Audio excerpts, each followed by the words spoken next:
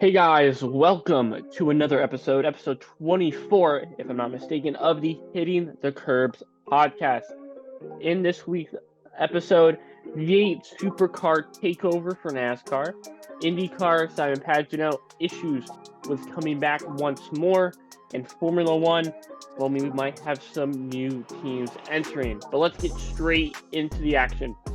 Starting with NASCAR, Martin Truex Jr. dominates at New Hampshire and able to pick up his third win of the season. But what are your thoughts about that, Hector? Just a dominating performance. I mean, it was great to see him lead like 250 something laps. For Truex fans, oh, me and you, we're having the time Yeah. of our lives, bro. Uh, Yeah, and I mean, okay, so third Monday race of the year, we've won two of them. mhm. And it's his third win of the year. I think he might be back. I don't want to jump the gun, but I think 2017 through 2019 Truex Mhm. might be slowly making a comeback. Yeah, a Though late for burst how like Kevin long? Harvick. Kevin Harvick had that late rebirth in his career for Yeah, about 3 years. I think. yeah, Uh, but for how long will this last? Because of what he said after the race. I thought it would be easier than this. I thought having multiple wins, then that will help the scenario. Um, but I think it's just debating whether he kind of wants to. He's getting older and older in his career, and it just does he want to keep spending time not at home? I he's in a new relationship now this season. There's been a meme going around that whenever Hamlin got a new relationship, he had that 2020 season. Now it's Truex in 29 or not 2019, 2023.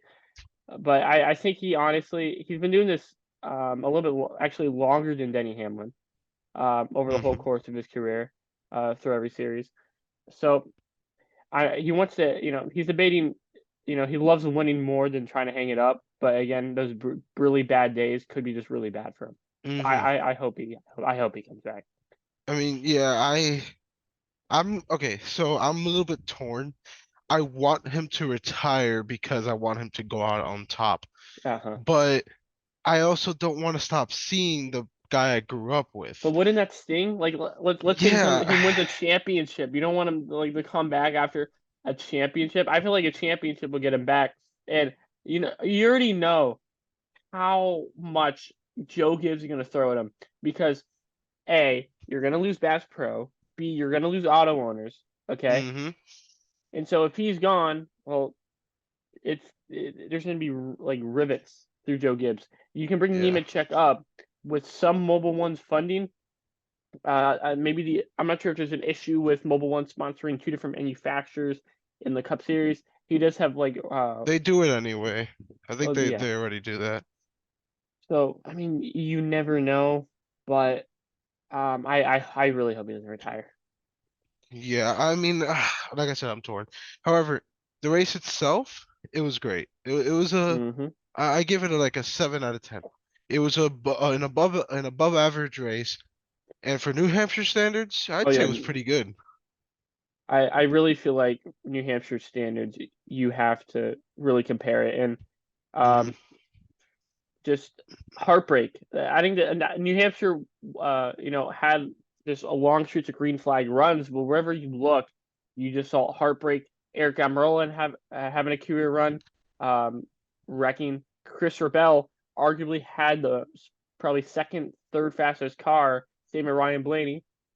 Both of them get pit road penalties, get sent to the back, and then Christopher Bell wrecks later on.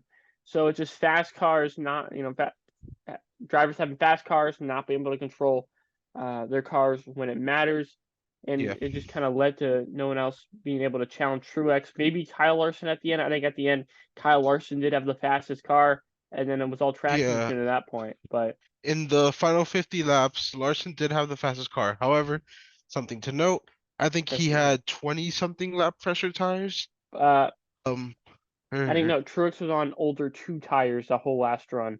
yeah, Even to the something like finish, he that. took two, and then Joey Logano was actually on four behind with Larson.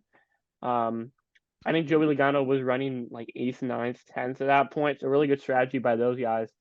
Yeah, But they did a good again, strategy and dirty air. somehow, yeah, couldn't catch Truex. But yeah, like a lot of people had issues, but that doesn't really take away from the winner because a lot of times someone wins a race due to the adversity of others.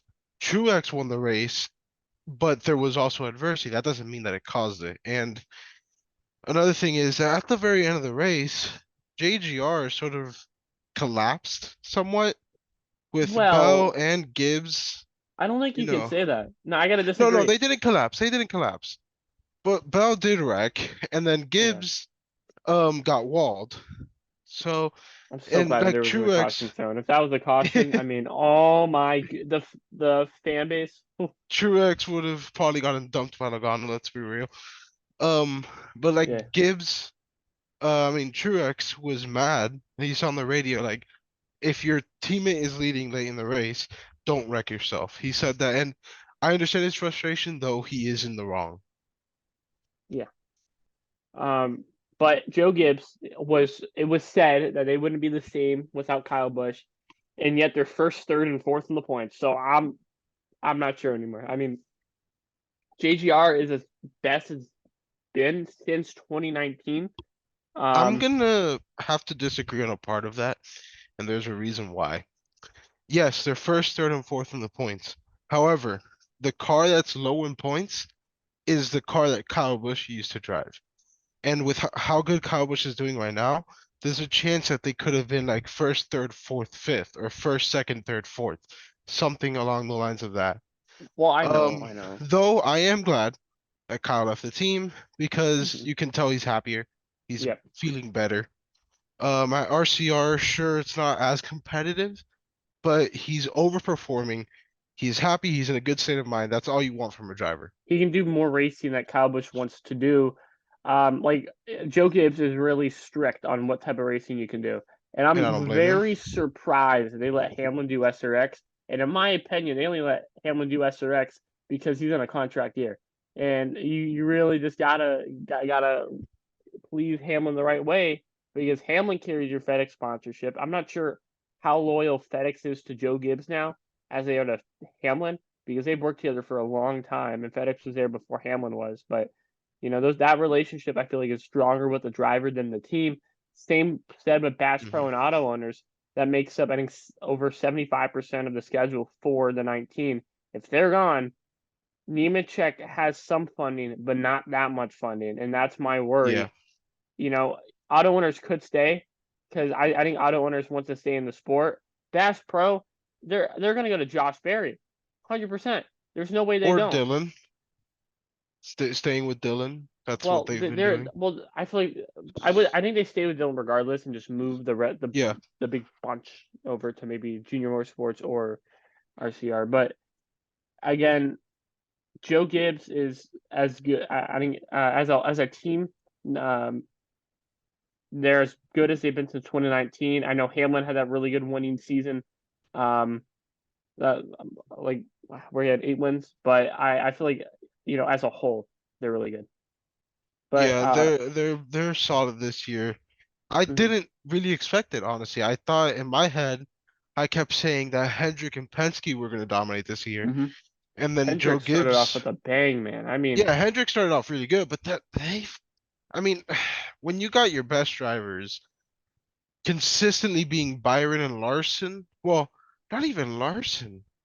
It's more so just Byron at this point. And even he's not like doing amazing. So it's very interesting how Hendrick is doing right now. it definitely is interesting, and even Ford's on the down too, and they've only won one race this season or two races this season. Sorry, it was Yeah, it's a mm, plate track and then a 600. Um, which okay, you could say if the plate track can win, super speedway, anyone can win there. And I feel like maybe the same thing with the 600 because the 600 isn't like any other race in the schedule. There isn't another 1.5 mile race that is over 400 miles long. That's not the 600. So you yeah. can't really, I feel like, factor that as Ford being good instead of just Ford, just more on the driver, just being able to drive it for that long, if you know what I'm trying to say. Yeah, the Ford drivers are really good. Ford themselves, I don't know, they've been doing not so great. And Toyota, for how small the manufacturer is in NASCAR right now, it's doing amazing, honestly. But obviously they are expanding next year, and we know that. But With yeah, Legacy Motor Club.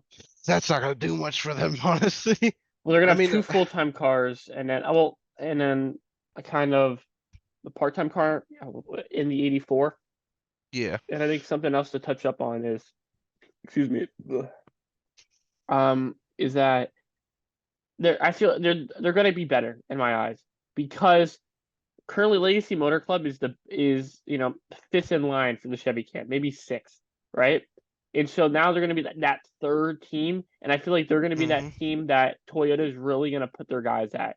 Um, they have that, they do have an extra team for Johnson, the 84, and so I feel like they're going to want to cycle guys through there, like Caruth, Sanchez. I think Enfinger could also make a few starts just in like a part-time basis because Toyota wants uh, to add that team. And it's not only important just for the Cup Series. Remember, GMS has said that they cannot um, state Chevy in trucks, and Toyota in Cup because although Yeah. they're two different names, they're under the Gallaghers who own that team. So they're going to switch to Toyota, which what is Chevy going to do with Roger Caruth? I think Enfinger's going to stay, but for Caruth, is he going to stay there Caruth next might season? he might But have to move up. but where this creates a bunch of holes Yeah, and if he doesn't move up, he goes to KBM in my opinion. KBM yes. would be a great home for him. But if he does want to switch from the Chevy camp, DGR might have an open spot. Well, no. What do you mean? GMS will be Toyota next season. Yeah, I know, but Why would he want to go to DGR? That's I don't the know. I'm just, shooting out yeah, silly I season see, stuff. I see what you mean. But Um, I yeah. think he should either move up to like a mid-tier Xfinity team Wait a minute. or Wait a what? minute. So no, you know how we were talking about Carson Hocevar? Maybe I know we're on a tangent here, but I want to continue this. We were talking about Carson Hocevar maybe going to the eight. But what about Raja Caruth? Because No. Raja Cruz has a full season's worth of truck sponsorship. As for Carson Hocevar, he has some unsponsored races here and there that's not by WWNX and is worldwide uh, Express. express. Uh, are they a niche sponsor? Because whenever Chastain races They for are a niche, niche they provide sponsor. it. Or are they that you see where I'm trying to go here? Because Yeah, but Junior has money. He has the money to be able to hold on to a good talent with less money, like Kosovar. well, you And say that and they have Brandon Jones. yeah, fair enough. But like I just don't see Caruth moving up after one truck season where he's been decent. He's had some flashes, but overall it's slightly underwhelming. Okay, and I do agree it's underwhelming, but I'm But going to speaking have to of stop Chevy, you there. Sorry, I'm going to have to stop you there because we've been 50 minutes on this tangent. But for our next news, the Indy GP has not looked like the race to stay on the schedule, but now, and just a few minutes ago, it was announced that Shane Van Gisbergen will make his return on the 91. yep, Kobayashi will be in the 67. Jensen Button back in the 15. And remember, that is an SHR car. So that is a contender. And Jensen Button was the only Ford to be in the top 10 shootout at Chicago. And then Gostecki in the 33, another V8 supercar driver who's second in points and is actually above Shane Van Gisbergen in the points. with an Uh, asterisk. what do you mean, And yeah? the okay, the what I mean by that is Shane and his teammate got disqualified from the first race of the season. Um, where if you undisqualify them, they would be 1-2 in points, I'm pretty Mm, sure. So yeah. yes, Brody is second in points. I believe Shane is fourth. Yes. And I do think that they're about even on talent at this very moment. However, Well. what sets Shane apart Yeah, from just the racing he Brody and does, though. I mean, yeah, no, but like Shane is regarded as one of the most aggressive and consistently good drivers in supercars. Brody has only recently started to like do really good and all that, but Shane is consistently one of the most aggressive people in supercars. Sure, sometimes it doesn't go his way. He wrecks people a lot, but in NASCAR, that's what he needs, and that's what won him Chicago. You saw how aggressive he was at the end, and Mhm. it paid off. I think Shane can go back in and possibly get top five, top Maybe 10 a on second pure victory. pace, You never the and maybe chaos. another win. Brody, I can see top 15 run, top 10 run maybe. I don't see him winning or, doing much. There is an issue. I'm going to be very interested in the 67 though. What's the issue? Okay. The issue that for the 33 and the 67 is that Shane Van Gisbergen had a lot of practice at Chicago because it was a new track. They're not going to do the same for the Indianapolis Road Course, which in my eyes now they should because they have a bunch of newcomers over. But again, I feel like that would also be unfair, in a way. But Shane's going to have the advantage, right? Um, over them just knowing that he's driven the car before. So I feel like you're comparing them. Yeah. You're kind of talking like they're gonna be up front with each other. I don't think that's No. the case just No. because of the 91's advantage. No, I don't think they'll be upfront with each other. I think Shane's gonna be by far the best like part-timer, Mhm. but I can still see like Kamui and Brody competing against each other.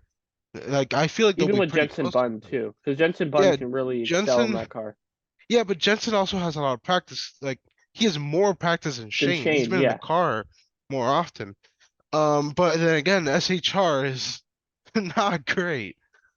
They're not it great. was crazy how Jensen Button is somehow your best driver, and he's not even in that car. He's not even technically on your team though, but he's just using your equipment. Yeah, It's ridiculous. But no, I was at Indy last year. Oh, but now this year, everyone's starting to come over. I mean, come you on, should go man, again. bro. I'm moving in that week, and Ah, fair I enough. think actually school's starting that week. I don't know, but I will be busy. It's either if it's the week before I'm away, and then if it's the week after I have school. So it's like it's the worst place to be in for me, my scenario right now. And if I'm not mistaken, Indy and the Glen are a double header. So could we see any of these guys do like double dip, two in a row In Xfinity, and you mean? no walking in the Indy Road Course in the Watkins Glen Oh, is you mean they're back-to-back in races? Watkins Yes, Glen, not the Watkins Glen, I in could Watkins Glen are see. back to back. I could see someone like Kamui do the Glen. I don't see Brody doing it or Shane. Is there a race during that time? I would have to. No, actually, yes, I think so. But on top of that, I don't know. It just doesn't seem like their type of track. Kamui, though, he has raced at the Glen before in IMSA. I think it's more if Kamui yeah. Sorry, Just call him Kobayashi. Yeah, Kobayashi is gonna like it or not. Thank you. Yeah, if it's just he's gonna like it or not, I feel like that's gonna be the main yeah, fair scenario. enough. So, but NASCAR is on the front page once again. Who doesn't like to see that? I mean, Yeah, and I mean the New Hampshire extended highlights were trending for a I bit got bad on news, YouTube. man. Yes, so their only race in August is the same weekend as the Glen. So no, they would not physically be able to do a back to back. Um, but I wouldn't be surprised to maybe see someone else in the 91 since they're going to have two road courses built up for the team. Yeah, That in the backup car. But with that said, we're talking about a bunch of teams joining for Indy. Another team that has made headlines once again is 3F Racing. They are a German NASCAR Cup Series team. Cup Series in quotes right now. Um, they said they're going to race Atlanta. They didn't because via the front stretch, their owners just got visas to be able to do one step closer to make a team. They hired Ryan Vargas of all drivers as the director of team and driver development. Nothing against Vargas. I feel like he is a good driver. He has shown in underfooted equipment he can get top tens and top 15s in that 30 on point truck. But I just don't feel like he has the experience to be the director of team and driver development because he's not really that developed himself as a driver. yeah. So I feel like you have to get someone who's knows the industry more, who's more advanced. I think having maybe him as you know your reserve your reserve driver, or even a benchmark driver, because they're trying to build up this Euro Series driver by the name of Max. Um, I can't get his last Does name it start is with a D? no. What do you mean? What does the last name start with? No, I don't have it up at the moment, but Oh, well, to build um, on what you were yeah. saying, it's it's interesting that they chose him. He doesn't have much money. He doesn't have much experience. He has decent talent, but it's, developing. So there's Mhm. not much to that appeals about him, but whatever. In my opinion, it's okay if he helps them. It's not gonna hurt him. Max Mason. But There you go. but if he decides to race for them in any series, that's career suicide. I'll be honest. That's just Yeah. a death wish, basically. And right now, if you look at the shop, it's very small and it just has late model equipment in there. So they don't even have a cup shop ready. I feel like their best bet is to go with RCR, because RCR seems to want every Chevrolet team. But the driver is Max Mason. I just got his last name. Um, I don't he know is he him. was the Formula Ford Rookie of the Year, and he has roots in Australia, Germany, and Bosnia. Um, a young driver, and I feel like okay, that's good to have Ryan Vargas coach. Coaches a young 16-year-old up and coming Euro Series driver. 16-year-old. Yeah, Hmm. and I guess they want to make him sooner or later Cup ready. And I do agree that although Ryan Vargas is very young, he is the right driver to help grow someone like that. But he's not, in my eyes, like we said before, experienced enough to um, be a director of team and driver development, all your Yeah, I driver agree. development. Um, but interesting. They I feel like they have to make a start now or in the future, just sooner rather than later, really. So that's my take on it. But I'm worried because we're seeing things actually being done, but is this team just gonna fizzle out? You know? I feel like it's gonna fizzle out, Yeah. and the most they'll do is, I don't know, Xfinity or something, but I just don't see them doing much in Cup. Maybe a start somewhere, but A I don't random know. I don't start. think, yeah, I don't think they have a future, personally. Uh, Me neither. I mean, I don't think it's gonna work out at all, and I don't. I don't think it's the right. I don't know. My eyes, you just can't say you're going cup racing and then not go cup racing. Or it could be like the money team. You know how the money team randomly announced that they had this website open for a racing team, and like it took them 3 years to actually get a car on track. Yeah, it could be like that. If it is like that, then that's fine. Kudos As to long as them. you, yeah, as long as you get the car on track. But now the money team's running the sponsorship issues. But I don't think that's gonna be the case anymore.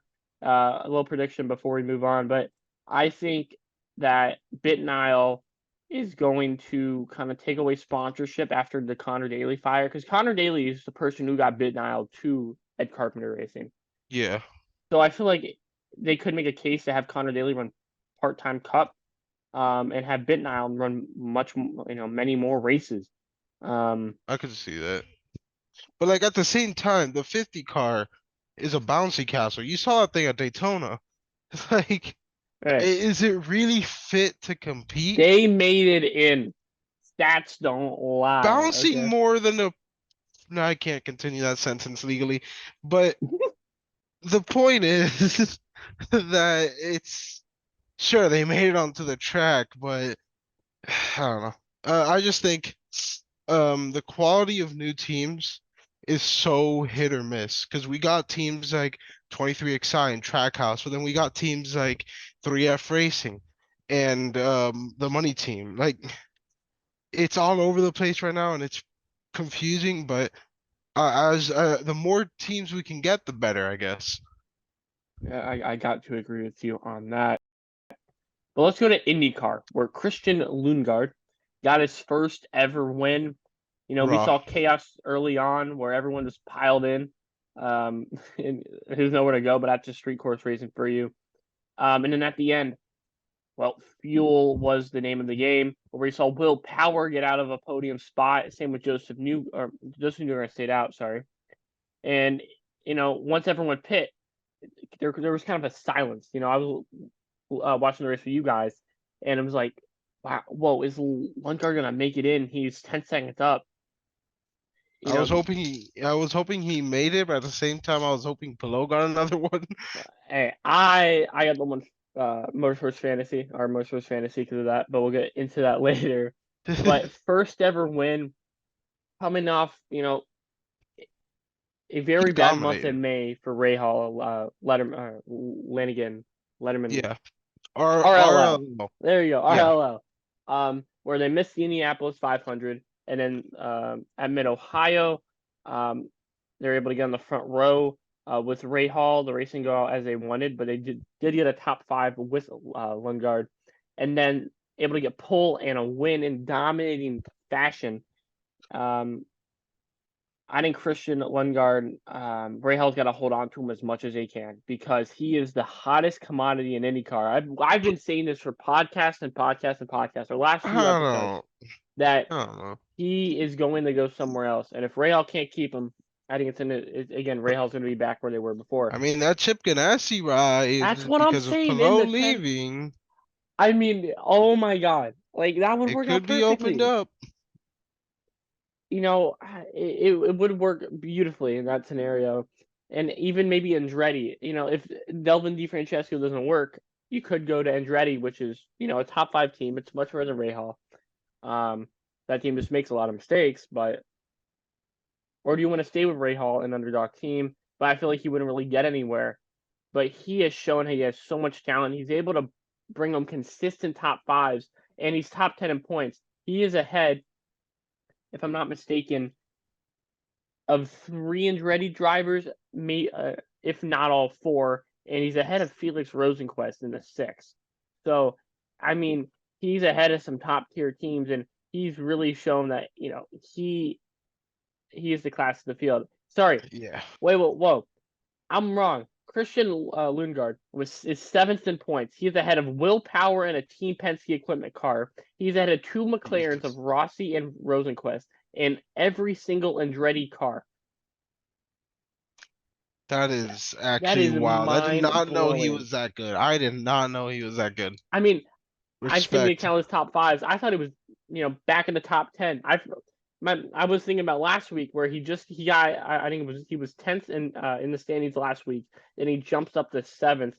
I mean, being better than Will Power, the defending champion in points, and Ray Hall Yeah. Letterman race landing and equipment. You can say, yeah, sure, Will hasn't been on top of it this year, but that's a Penske car and that's a defending champion. No matter Mm-hmm. what, being ahead of him is pretty damn impressive. So I feel like overall there's 4 gigantic free agents coming for IndyCar: Rinus VK, Marcus Armstrong, Callum Ilott, and Christian Lundgaard. Callum Ilott is 17th in points, but for Juncos, that's a much better improvement from last season. And Juncos just seems to be getting better and better. Same with Austin Canapino. He's 21st. He's battling for the rookie of the year standings with Marcus Armstrong. To note, the doubleheader this week is going to bring the rookie battle really close. And there's 3 more ovals left on the schedule, so it's going to be close if Armstrong can hold off, having 3 less races than Canapino will. But Canapino has never done an oval race. So it's just, there's so many stories this season, and it's amazing. Although people might say this season's boring with Pelot, leading the points as he is. No, it's You got to not. look at the other stories around the garage, and there's so much to talk about. No, Free yeah, agency, because underdog stories. Sorry, continue. no, because what the thing is, a dominant driver does not equal boring season. Pillow has dominated, but he's gone through adversity himself. And I think that this season in IndyCar is a pretty damn good season. Better than last year. Not the best in a while because there have been some better ones recently, but it's still a pretty damn good season. And I think that it's shaping up to be a great battle for second in points, obviously, not first. But hey, man, the battle for the most underrated driver and the rookie of the year is pretty tight. I'm gonna be honest. Let's be honest, the rookie battle shouldn't be as tight as it should be with the 11. Obviously, yeah. Marcus Armstrong has been doing pretty good. I'll give him that. Yeah. He's doing great this year. But we're talking about all these stories, and one story that's really highlighted this season is Simon Pagenaud, in the wreck at Mid Ohio that sent him out. He has still not been cleared to race by IndyCar officials. Clearly, IndyCar officials are taking a very precautionary approach. Pagenaud has openly said that he's ready to get back, but again, injuries you gotta have him take time to heal. Conor Daly will be filling in for the double, excuse me. But you mentioned this earlier, Hector. You said this is kind of like a Kurt Busch situation. You want to kind of further elaborate on that? Okay, so the reason why I think it's sort of a Kurt Busch situation, and I don't want to speculate, I don't want to make this look worse than it is, but Simon now missing 2 weekends in a row, because of a wreck that at first didn't seem career ending. Reminds me of Kurt Busch with his wreck that didn't seem career ending, but Yeah. it sort of is. We don't know yet, but it might be. Um, I hope that doesn't happen to Simon because sure, he was past his prime. He was just not doing as good anymore, but he still had some drive left in him. He had a few years. He was not even that old. So I it really sucks that he's going to miss 3 races now. But wait, 3 or 4? I don't even know. This But will be after this week. It will be four to the double, and he's yeah, technically now missed 3 weeks in a row, just with the yeah. off week in between. So like I feel bad. I feel really bad. I hope it doesn't end up being that bad. But yeah, I just I'm worried. I'll say that. I've never been a Simon fan and I'm worried. At this point, I think everyone's worried. I hope he gets better. I love to see him on the racetrack, but you do got to kind of respect IndyCar's decision to take it, as slow as they are. Um, you know, Overlooking the fact Conor Daly's back, an oval specialist in my eyes. Hmm. Let's be honest, he's not been the best at road courses in his career. He's been much better at ovals. So I feel like this is where he's going to shine. Not only him, Sato is back since the Indianapolis 500. He has 3 more races left on his slate, including this Iowa doubleheader. Uh, Hmm. is it just me, or are you excited about that? I'm pretty excited. The Iowa typically delivers, and with oval specialists coming through the field, it'll be pretty cool. It'll be pretty cool. Iowa last year, if you remember, I believe Newgarden dominated the first one and then was dominating the second one until he had an issue. I don't think he'll do the same this year. I'll be honest. I think this year it'll be a more open, more equal race. Hmm. But either way, I'm excited to see what happens. And with IndyCar out of the way, let's get on to Formula One. Well, with no race last week, we did have Silverstone where Max Verstappen was able to win. And we saw McLaren go 2-3 in qualifying. Well, qualifying is about to go a little more interesting this week. I got this personally from RBR Daily, but this has been all over Twitter by multiple sources. Um, and if I'm not mistaken, motorsport.com as well. So, a new qualifying format where we will only see hard tires for Q1. So, that's bad news for Mercedes. Q2 for mediums and Q3 for softs. A new tire allocation to maybe help Pirelli. Um, this is, what do you think? Because this is going to be really interesting because now it's going to be more on what cars are better with what tires, you know, than pure speed in my eyes. I think um I think it'll be more interesting, and I think it'll add a twist to quality. Do I Mhm, think it's something that's going to work permanently? I don't know. I'd rather we test it out like we're doing, mhm. and we'll have to wait to see the results because I don't know. It's qualifying is something interesting. You can do a lot of things to it, but it generally doesn't work out well.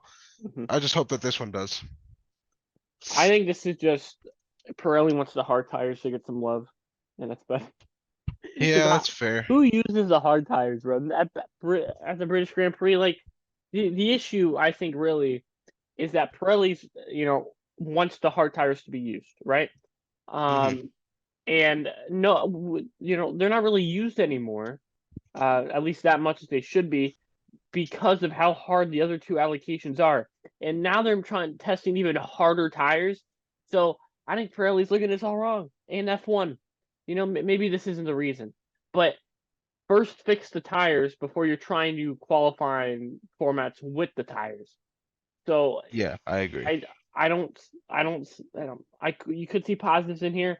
I think, and it might. I think overall it'll be less exciting because, but you never know. I want to see it first before I say anything about it. I agree. Yeah. So I want to hold off on that note. Um, but you have any anything else to say? It's pretty straightforward. Eh, that's all I got for it. Yeah, there's not a whole lot you can say beforehand. We're gonna have to talk about it next Yeah. week on the next podcast for sure. Mhm. And I have high hopes for it, but I wouldn't be surprised if I get disappointed, you know? And I find this hilarious how the race is sponsored by Qatar Airways and it's in Hungary. But that's just me. Well, eh, yeah. Um, but with that said, we got bigger news to talk about, bigger bubbles to burst. Um, New teams in 2026. The FIA is expected to approve two out of the four current team applications: Andretti Autosport, High Tech Grand Prix, Lucky Sun from Hong Kong, and Rodin Motorsport from New Zealand. Many teams are against this, but one interesting thing is Alpine is for it. And maybe the reason behind this is that they find this as a great opportunity to get more Renault engines or Alpine Yeah. engines on the grid, as the engine and chassis provider. Um, we've heard Andretti wants to come in with GM, and GM won't have an engine ready by the time this occurs. So they might just have a Renault branded engine as General Motors. And another thing to look at here is High Tech just entered F2 in 2020. And now they're going for Formula One. So the growth of that team is just astounding. I mean, if Um, they got the money to do it, then all power to them. I do have to agree with you. Yeah, more power to it. Why not? Get to the top, peak of motorsports. Now Hmm. the two that are set to be approved, Lucky Sun from Hong Kong Road and Motorsport in New Zealand, don't haven't really showed as much upside in my eyes. They don't. There's more chances of those two teams not working than High Tech and Andretti, because High Tech and Andretti are proven teams. Um, it's like we saw, if I'm like, what was it, USA F1 team? They had Yeah. no prior racing, um, you know, in their history. But Andretti and High Tech have been, High Tech's been all over F2, F3, if I'm not mistaken, Formula E. I believe they were there once. Yes. And Um, Andretti obviously has a long yeah, history in Indy American motorsport. all over. So 24 teams on the grid, I feel like would be awesome. I can, if that happens, I will be so Yeah, but extremely. it's impossible to have 24 teams, because the car limit is are you talking about 24 cars or teams? Cars. Sorry, Mr. Okay, okay. Smart Alec here. Oh yeah, this is No, 24 I teams. no, yeah, that'd be a bit too much. The maximum is 26 cars. So obviously even with 24 they can still have one more team.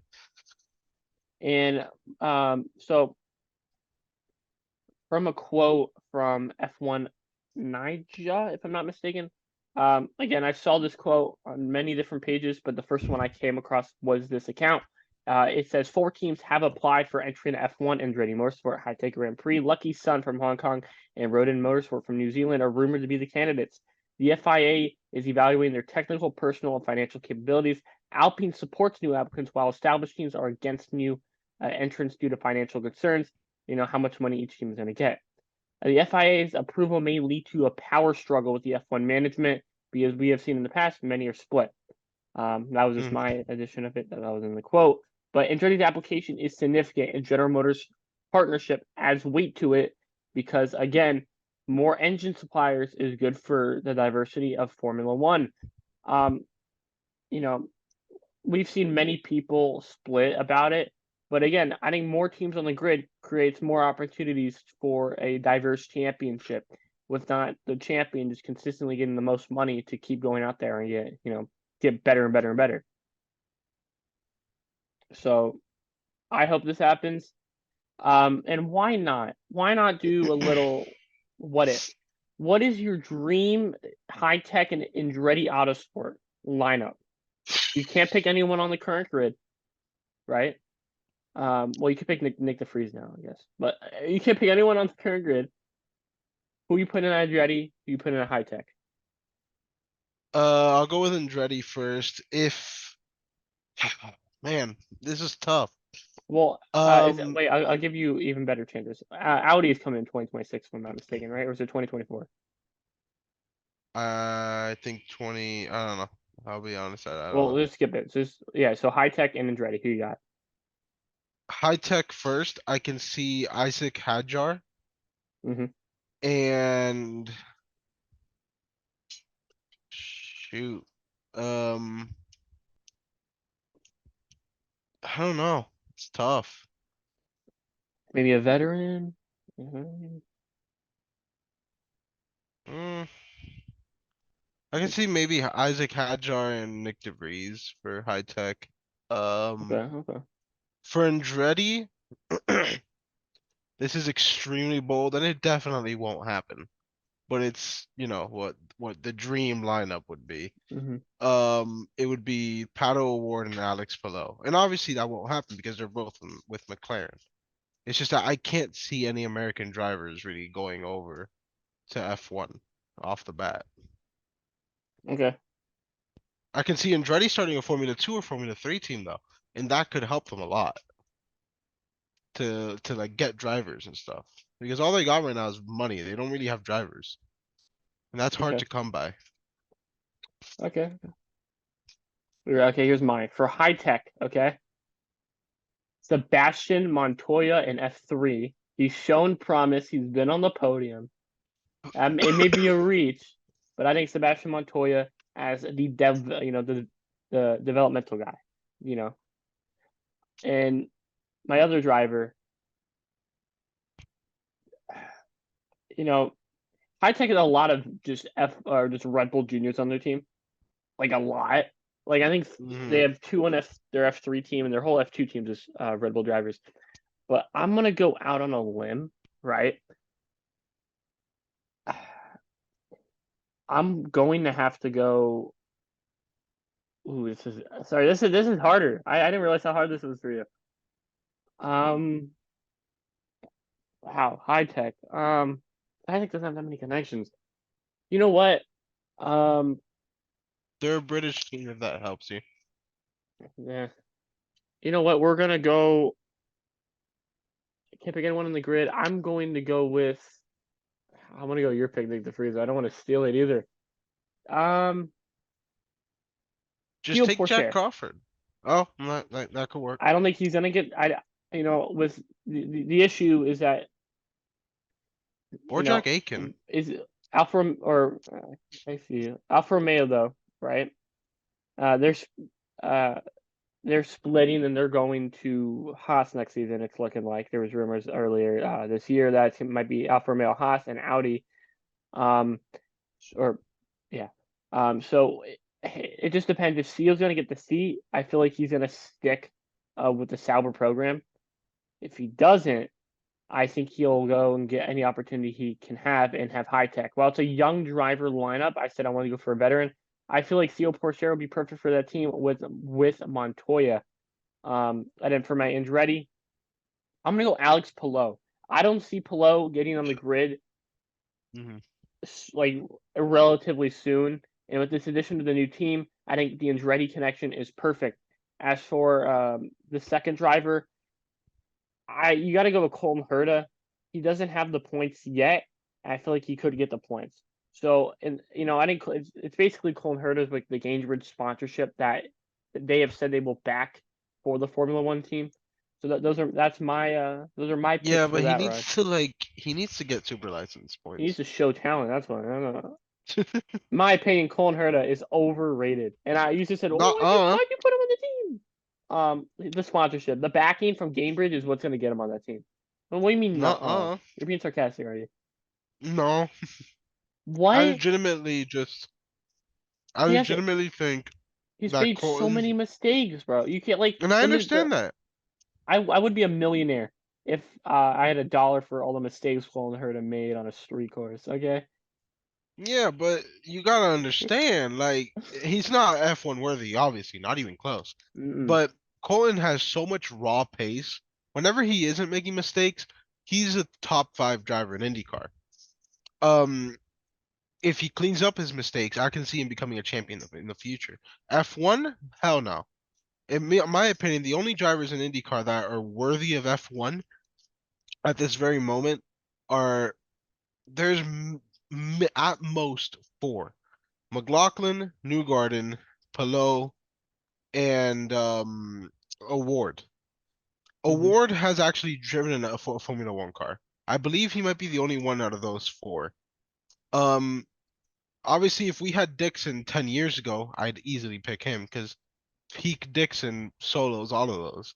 Mm-hmm. But the point is that at this very moment, there's not many options. And sadly, IndyCar is the only place that you can really look when it comes to American road course drivers. Yep. I still I see your point. It's still for me, it's all over the place. Um, but with that said, you know, uh, again, more teams on the grid will be amazing. But now it's time to get into the pick segment. First time we're gonna do four different picks. Was F1 this weekend at Hungary. IndyCar having the Iowa doubleheader on Saturday and Sunday, and NASCAR on Sunday as well was Formula One. It's going to be a wild weekend of racing. So let's start. Um, let's start with Formula One today. Formula One is at Hungary. Something notable um, is that Daniel Ricciardo's back. Wow, we missed that, didn't we? Okay, wow. What we talked about last How did podcast? we miss that? What we talked about last Oh, podcast? We're oh, good. okay. We're good. I forgot Okay, we okay. recorded after the fact. We're good. We didn't miss Yeah, and I anything was in the big. middle of Mexico, so Yeah. But it is Sunday, July 23rd at 9 a.m. for all of our American viewers. And it's going to be a 70 lap race around the 4.381 kilometer Hungaroring. Um, if I'm not mistaken, Barley did win, but we gotta go a ways back to see who finished second. On my board, I have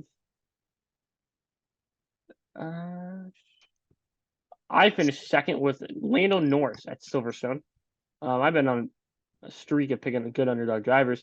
But Hector, you picked Russell, so you're gonna get first pick for F1. Oh. Well, wait, whoa, whoa, whoa, whoa. David's not here, and whenever someone's not here, their pick is actually randomized first. So hold on. Oh, now that's BS. Hey, you weren't here first, so that's why we made the rule. 74, not a number.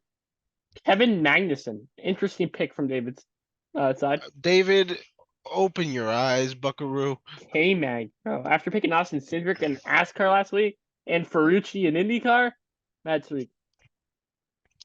His early season dominance is going down the gutter. Oh yeah. Okay, so I can mark it down for Lance Stroll, right? No, I'm gonna go.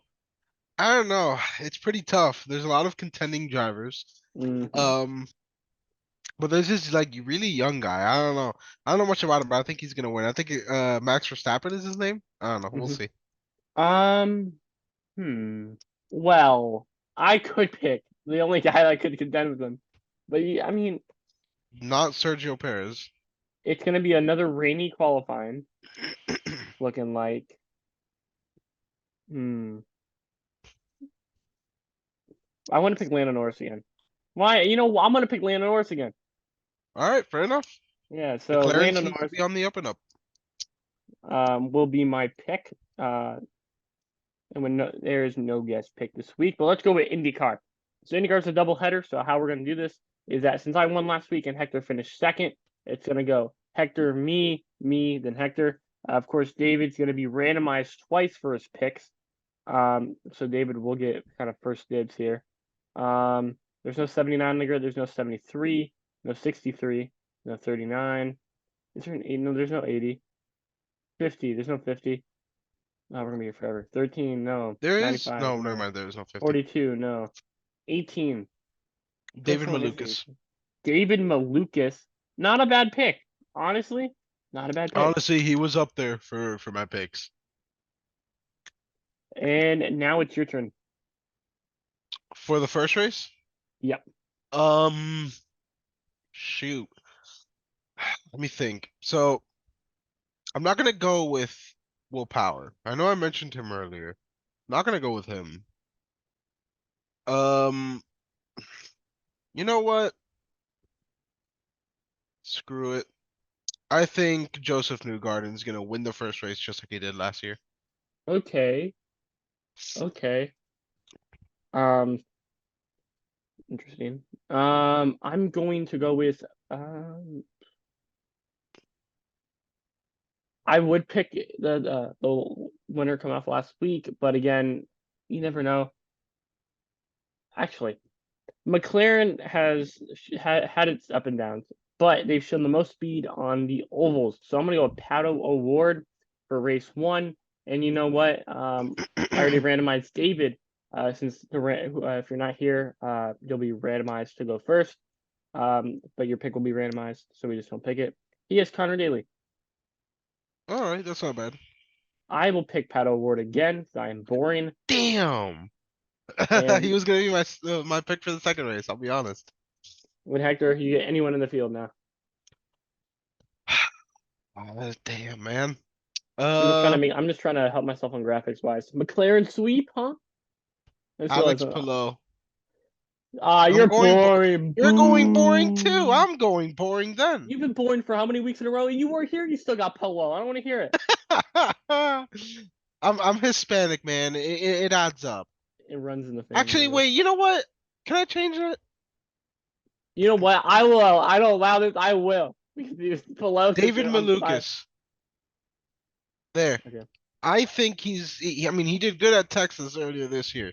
I think he's got something in the bag. We completely missed the mark on how. I like how we'd even mention his P2 with like no front wing. But you know what? Polo isn't boring news, so for He's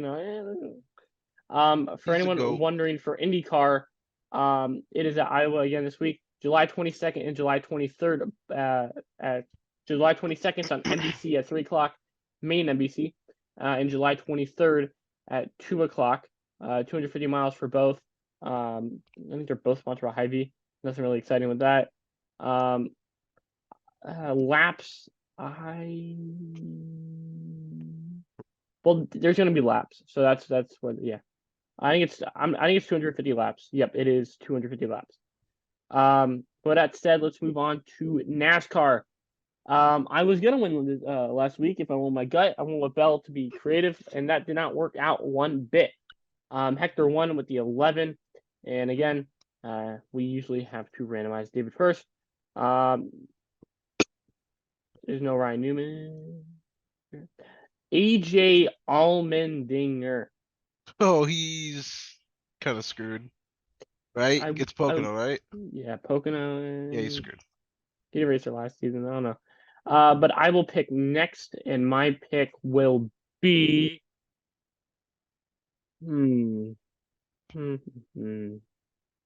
Tough one. I want to go with the defending winner. Carrying the momentum from last week, right? But Truex hasn't been the best of Pocono as in recent years. Like he's been sub 15th. What's one of his worst racetracks now? 'Cause I know if I know the Truex, we're gonna go Truex immediately. I will go Ross Chastain. I'm gonna go Ross Chastain for Pocono. That's actually very fair. Um, I'm thinking. See, there's two JGR drivers I'm looking at, but I'm gonna Denny, go bold-ish. I'm gonna go Bull and pick the points leader, Martin Truex No, Jr., I'm gonna ladies and go with gentlemen. Christopher Bell. I think he's gonna pull it off at Pocono this week. I can see him doing that. Okay. Well, the rundown for our picks is for IndyCar. David is or for F1, sorry. Kevin Magnussen for David. Hector Max Verstappen. I picked Lando Norris. For IndyCar, David picked David Malukas. Hector picked Joseph Newgarden. And I picked Pato O'Ward for race 1 out of the doubleheader. For race 2, David picked Conor Daly. I picked Pato O'Ward once again. And Hector picked David Malukas.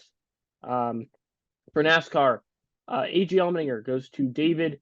I selected the 1 for Ross Chastain, and Hector will pick Christopher Bell. Thank you for tuning in this week. Really long but exciting podcast with a lot of news breaking out and a lot of series. Make sure to catch us next week, and make sure also to check out the Jesse Iwuji interview where you get to hear about the team ownership side of NASCAR. Not a lot of people know about it. Make sure to tune in now on Spotify and YouTube under Jeffrey Hrunka, Jeffrey Hrunka. I gave you my name, so you can feel free to dedox me. Please don't. That said, see you next time. Bye. See ya.